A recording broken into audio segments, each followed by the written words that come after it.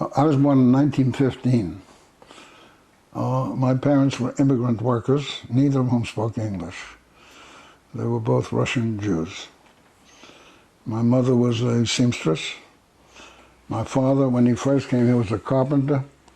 And in 1923, he switched to painting because a lot of unemployed carpenters, and he got a job as a painter, and he got stuck with it. So that's what was unique about my upbringing was the community I grew up in. Incredibly unusual community, and I was lucky to be born in it.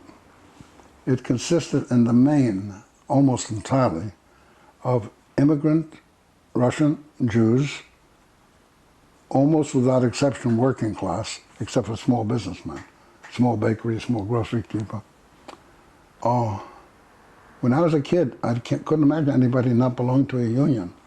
Because I remember people pointing to somebody and said, him, I don't talk to him. Why? He doesn't belong to the union.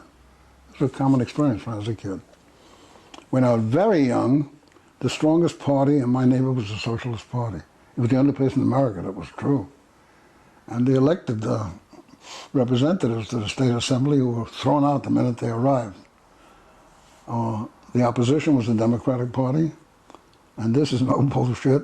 I never even heard the word Republican until I went to school and took civics. Never heard it. So this was the kind of neighborhood I grew up in.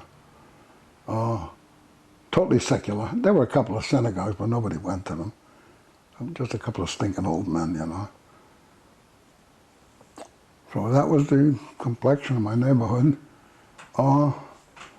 If I were to sum it up in a few words, what I loved about that neighborhood is we weren't poor, we just didn't have money. And there's a profound distinction. We did not permit homelessness in my neighborhood. It was not permissible. You couldn't put somebody out in the street and get away with it.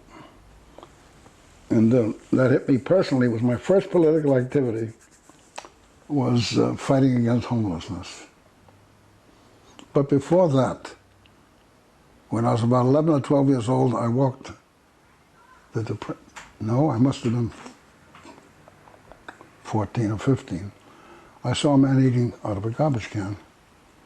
So I ran upstairs to my mother and father and said, there's a man eating out of a garbage can. My mother didn't listen to me. She ran to the kitchen to start to fill a brown paper bag with some stuff. My father sat there and I said, Papa, why? He said, you can't understand. I said, why can't I understand? I'm supposed to be a smart boy. When you grow up, you'll understand. He never explained it to me. But not too long after, along came some people who explained it to me. And they were members of the Young Communist League at the time.